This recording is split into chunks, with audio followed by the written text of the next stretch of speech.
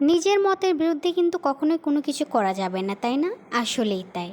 কথা কেন বলছি, চলেন এই ভিডিওতে শেয়ার করি তাহলে। আসসালামু আলাইকুম সবাইকে, welcome to my daily vlog.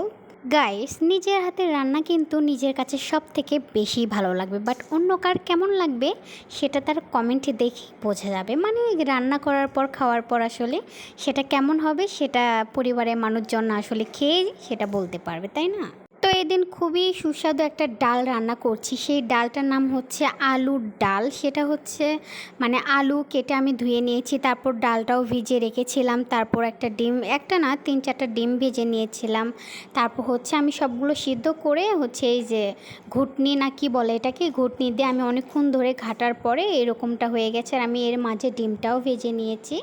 আর হচ্ছে দেখতেই পাচ্ছেন, আর আমার রান্না বলে কথা, আর অলরেডি হচ্ছে হয়ে গেছে। আর এখানে আমি বাগার দেবো, এই জন্য হচ্ছে এগুলো হচ্ছে যে পেঁয়াজ, রসুন, আদা, সরি কি বলে ওগুলো, কি কি দেয় জানো, ওগুলো দিয়ে আমি সব কিছু এর ভিতর ঢেলে দিয়েছি।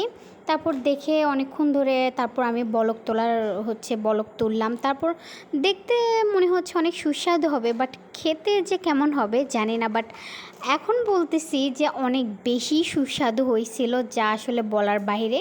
পরে আমার হয়ে গিয়েছিল, পরে আমি ডিমটা ওর ভিতর দিয়ে দিয়েছিলাম। দেখতে এত লোভনীয় আর এত মানে টেস্টি হয়েছে, মানে কি বলবো। গাইস, এই খাবারটা একবার হলেও আপনারা ট্রাই করে দেখবেন, বা ভাবিদেরকে বলে দেবেন যেন এই রান্নাটা আপনাদেরকে করে খাওয়ায়। আর যারা আপুরা আছেন তারা অবশ্যই তো ভাইয়াদেরকে করে খাওয়াবেন। আর মোস্ট ইম্পর্ট্যান্ট কথা হচ্ছে, অবশ্যই আমাকে কমেন্ট করে জানাবেন। ধন্যবাদ।